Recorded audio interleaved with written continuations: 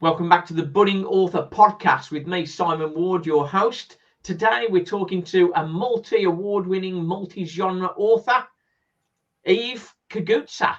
Have I got that right? Mostly. Hi. Hi. Thanks for having me. It's good to have you with us. How did writing get started for you, Eve? Well, I was an avid reader since I was 5.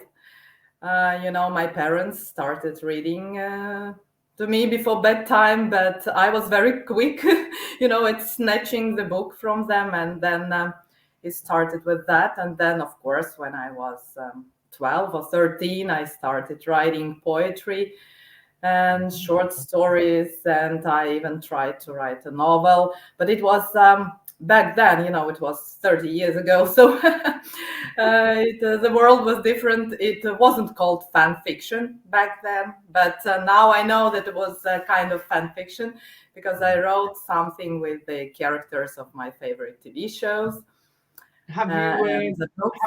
have you always written as a full-time job, or did you have another job as well? No, I used to have a career. Yeah, I was a career woman.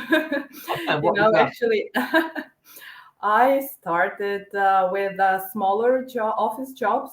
I have an education in business management and marketing, by the way.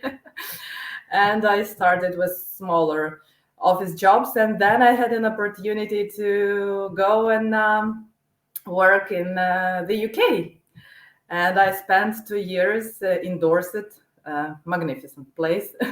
Nice place to I be, yeah. feature it in my latest book. It's a Wow. perfect place for leisurely living, let's say so. Yeah, and I have an opportunity to work there for 2 years, and I opened and managed a small office, a recruitment office, because back in 2004, Latvia entered the European Union and the job market opened. So United Kingdom was one of the first countries that opened that market, and so we saw it as an opportunity with my business partners, and so I worked there for a while, and I traveled all around the UK. I visited Manchester and Lake District, and I traveled all around Dorset, of course. And London is a magnificent place. But Oh, then I decided that I still want to live and work at home in Latvia, and so I returned. And then I started working as a civil servant in a oh, ministry of regional development, and I was monitoring and managing, administering all things connected with with the European funding. It was another hot topic back then, and it yeah. was very interesting job. And I got to travel around Europe a bit, and I met a lot of interesting people. It was a great job, but it just wasn't my sole job, the job of my heart. I I'm sorry. then I then I had my son, and I had some time to think about what I want to do next in my life. And then the writing returned to my life, and I started writing. And while my son was very little, I wrote my first book, Neglected Marriage, and I queried it, and I didn't know about self-publishing option. I didn't know about Amazon. I didn't know that it was a huge thing. For me, it was only traditional publishing, and I queried and I tried, and I received some very encouraging feedback from literary agents, but they didn't pick it up. And then only then, I confessed to my husband that I wrote a book. And then he read it, and he said it must be published. It can't lie in the drawer and Yeah. be unseen and be left unseen by the world. And then he performed all the research regarding the self-publishing and told me, Amazon can publish your book for you. And so, yeah, then that self-publishing journey started three years ago, a bit Yeah. more. It's nice. And You know, since then, I'm thank writing. you. It's nice Sorry? to have that champion. It's nice to have that champion aside you, your husband. He is, yeah, my husband is my champion, and he's at work now. It's the only day during the week when he's actually in the office. So, he's championing me every day. Oh, that's brilliant. That's brilliant. And what did you do all the editing yourself, or did you send it out for professional editing? I have an editor. I met him accidentally, but I'm very happy. We have a long-lasting relationship, and he edited all my 6 books. Yeah. But it's not structural editing. It's only proofreading and grammar and things like that. Yeah. Okay. Yeah, I think most people, a lot of writers, developmental editing and that sort of stuff, they can do that themselves pretty much. It's just spotting those errors, isn't it? That's the challenge when you're a bit too close to it. Yeah. Yes, it is. It is a challenge, and I actually re-edited again my trilogy, my fantasy trilogy, because I accidentally found a typo, and it was so silly. It was, I don't remember which one, because it was like snow instead of show, or vice versa. I don't remember. Yeah. But actually, I read that sentence 3 times, and I read it as I intended it. Yeah. I didn't. I didn't read it as it was written. No, well, I think they say if the first letter and the last letter is correct, then most people will just read it through. What I use is read aloud on Word software, so it can read the work back to you, and that's a good way of spotting sort of errors and imbalances in writing and that sort of thing. Maybe that's a good help, I think. How your last book, or your recent book rather, you've just released that one, haven't you? That's Neglected Merge Fantasy. No, that's not right. Hang on. Your new book. What's your new book? It's Broken Chances. It's Broken Chances. It's women's fiction, and it's set in Dorset in the UK. Ah, beautiful, beautiful. I'd say a lovely place in the world. How long did it take you to write that? Sorry? How long did it take to write? Lately, it's around 5 months. 5, 6 months. Was that your first draft or everything? No, it's everything. I don't do first drafts. I add only small things, because when I start writing, I already have the whole story written in my head. I know the beginning, the middle, and the characters and how it ends. So the only thing I do, I write it down. And then, of course, some inconsistencies pop up and I have to fix them. Or, for example, I wanted to write something, but I forgot. And then when I self-edit it, I usually notice everything, and then I fix it. And then the book goes to my editor. So you put a real good plan together. You had a real good plan before you started writing then? Yes. So you're falling the planner rather than the pantser territory? Yeah. It's not even planning. It's how I see the story. Yeah. How it plays out in my imagination. So then I write it down. So is most of that sort of all the planning, is that sort of just in your head, or do you write that down? I write, sometimes I write the outlines of some chapters, especially when I'm getting closer to the end. It's the story starts, bubbling in my head, and it becomes a little bit uncomfortable to carry it with me all the time. So then, then I write a few chapters, a brief outline. Yeah, but I think I don't forget. To get all that ready for a professional editor in 5 months is 4 or 5 months is really good. Yes. Well, very my first book, it took 10 years to finish it, but I didn't write it consistently every well, day during those 10 months. But from the very beginning, from first 4 or 5 chapters until I published it, it was around 10 years. yeah, that's 4 years for me, my first. Yeah. But then I think as you go on, your process becomes sharper, and everything becomes quicker. Yeah, exactly. That's why they say you should always keep on writing, isn't it? That's the game. Absolutely. Absolutely. So do you only use self-publishing? Yes, I self-publish all my books, and to be honest, I don't plan to try to go the traditional route in any foreseeable future because it takes too much time, and it's Yeah, it's like picking out a wild card. yeah. Because, for example, I write something that is very marketable at the moment, and in 6 months, it's not marketable anymore. Yeah, For example, it's the for trend has moved example, on. Yeah, yeah, it was a boom of for vampire scene, but who knows? Maybe in next year they will be, it will be about werewolves or witches or whatever. I think So that's I think where do you find out where the main trend is at the moment? Where would you find that?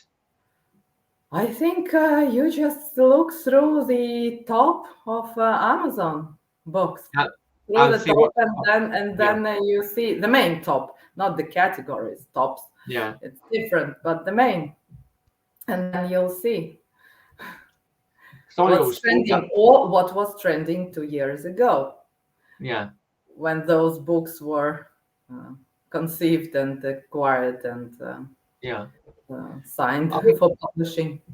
it's a good point you make about not going to the traditional publishing route and going self-publishing, because it can be a very slow process, as you say, and it's all your work then, isn't it? And you can move much more fast pace. The perception is that with a traditional publisher, you'll get more marketing and promotion and access into different avenues. Um, but with your marketing degree, you're probably fine doing that yourself, aren't you? Yes, but as you said, traditional publishers, they have a lot of outlets, they have a lot of contacts where they can advertise books they published. But the thing nowadays is that an unknown author doesn't get that wide promotion Yeah, more established authors have, even from big publishers. yeah. I think That's what I read. That's what I heard from those traditionally published authors from our writing communities on social media. Basically, now you will get all this extravaganza of promotion through New York Times or TV channels, things like that, only if you are like Stephen King, yeah, yeah. because they will not profit from you No, to justify such expenses. yeah, And that's the thing. I think it's the most important thing to understand for any author who wants to go the indie route, because it's not a failure, and there are no guarantees whatsoever that you will get useful wide exposure if some traditional publisher publishes your book. yeah. I think that's good advice. I think that's good advice. I think I I thought with because my first trilogy sort of sold okay, but I thought to get better traction, going a traditional route would be a better way to gain more traction. But you've gained quite good traction just by your own means. What's the main things that you do to gain traction for yourself? It was a long road of mistakes and stumbling downs and all kind of errors. trying to find the best way to promote my books. But I'm not an expert, of course, but I found out through all these attempts that marketing routes like Amazon advertising, Facebook advertising, book bag advertising are the best to place your books in front of reading audiences, in front of the people who actually buy and read books. Not many of them review books. That's another thing.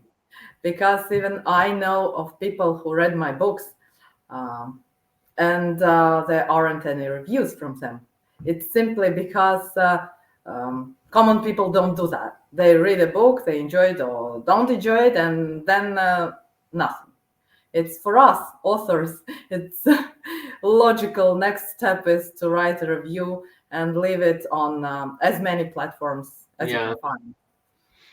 I think that's a frustration, I think, because Amazon don't sort of promote a book until it's got 50 reviews, do they? I think that's the game. Actually, I don't think that this belief is correct, because I didn't notice any change of activity of on one of my books that has over 50 reviews. Nothing happened. Amazon is driven solely by sales. If your book sells well, then it will push it on more and more and more readers. Because I see from the emails I get from Amazon, they keep close track of what I buy, of what I read, and then they send me suggestions, and some of them are quite spot on. So that's how it works. And your book can have a few reviews, but if it sells well, Amazon will promote it. It can have dozens, maybe hundreds of unverified reviews, and Amazon will not notice it. Okay. But that's my experience. Of course, somebody can step in and say, no, after I got 50 reviews, I sold 100 books. But it didn't happen in my case. So. Okay. So it may not be true then. May not be true. With your with the adverts you've put on Amazon and Facebook, I always think with that it's very difficult to make that profitable. Have you found that to be profitable for you? No, I haven't reached that stage for my books to pay for themselves yet. But at least after 3 years, I can see how I can make it happen, or it won't happen ever, because it depends on readers. It depends on how many readers there are for my books. And I don't know yet, because not so many people saw my books. Okay, I sold maybe 11,000 books over the years. But you can see that I don't have so many reviews, because, as I say, it's not because they didn't read them or didn't finish them or didn't like them, or maybe they didn't like them, but people just don't leave reviews. It's an absolutely separate branch of indie author's life to find those who do leave reviews. Of the 11,000, that is very impressive. But where do you think most of those have come? All through Amazon, or mainly through Amazon? Only through Amazon, because I'm exclusive on Amazon. It's mainly due to the Kindle Unlimited program, and I get most of my sales, most of my income from Canprint, from Kindle Unlimited. Oh, Kindle Unlimited. Yeah, I think Kindle Unlimited is a good route for me too. I think people are doing that more so. They pay the subscription for Kindle Unlimited, and then they can read whatever they want to read. Yeah, exactly. Because, for example, if I could subscribe, we here in Latvia don't have this option. I would have done it, because a lot of authors from our communities that I read, and I read a lot, their books are on Kindle Unlimited, and I would be very happy if I could pay some money and have an opportunity to read 10, or I think it's 10 books a month, because I can't read more anyway.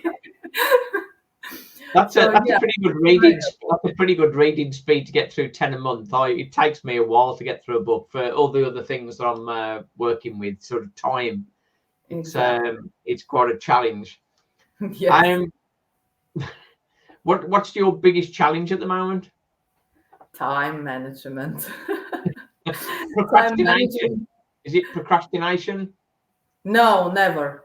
You know, Never. I I actually I don't remember what it is.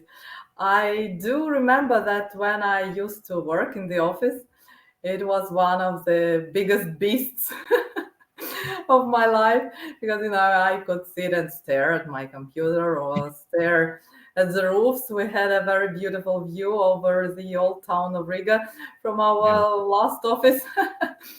And I could spend half a day like this.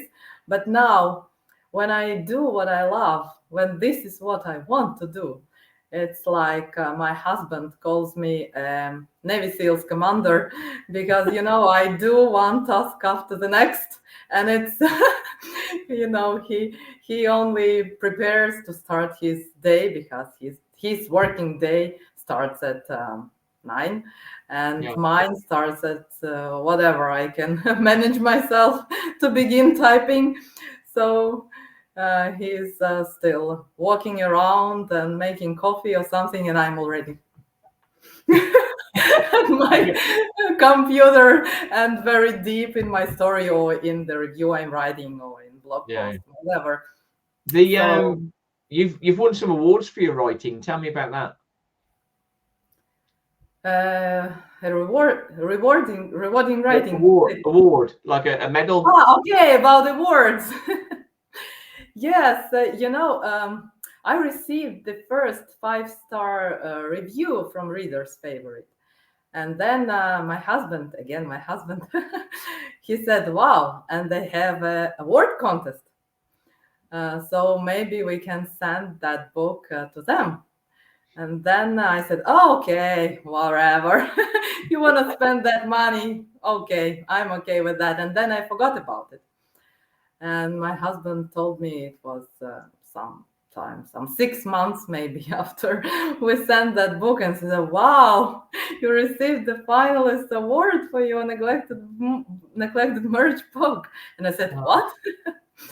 and then uh, and then it became a practice, because I think for an independently published author, it's a good validation, because if you can't reach the wide audience, the wide readership, then at least you can try to get some awards.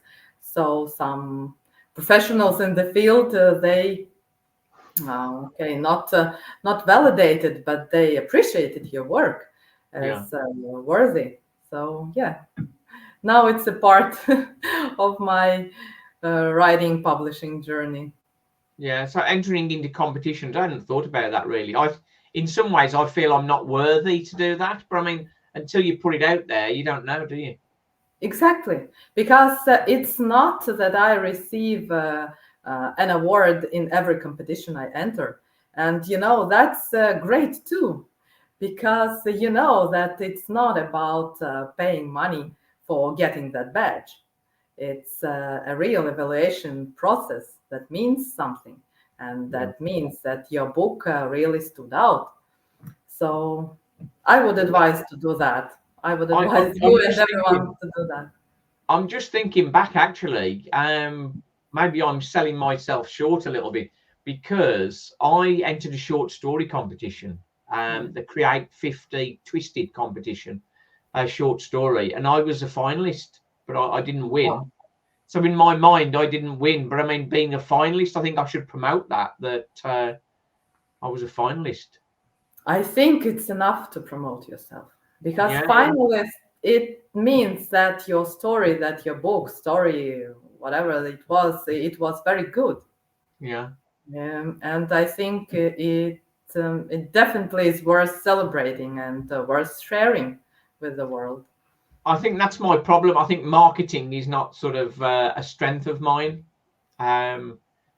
It's almost you feel embarrassed to sort of ask people to buy your book, and I'm sort of crossing over now. So now I'll say now, buy my books. That's it. Maybe saying buy my books is not the best way, but maybe if you tell people about what your books are about, then they may become interested, because you can sell anything. I can say that with a perfect conviction of someone who has background in marketing. It depends on the perspective that you show people.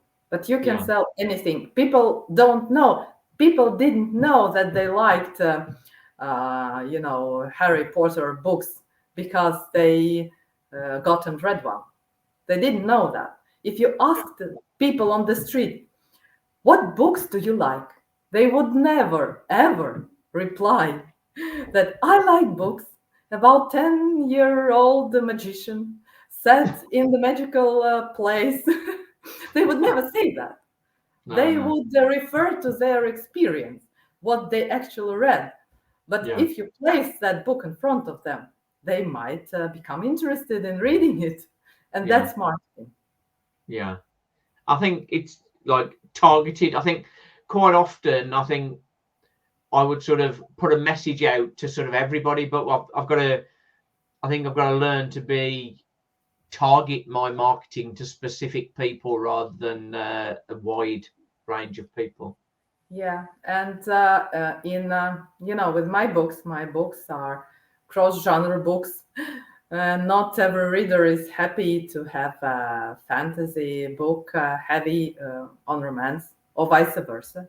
Or they expect it to be pure romance, and they get frustrated that there are a lot of thoughts and backgrounds of secondary characters put in. They're distracted. They just want to read a love story, and vice versa. And I can say that Amazon is very challenging tool to promote such books.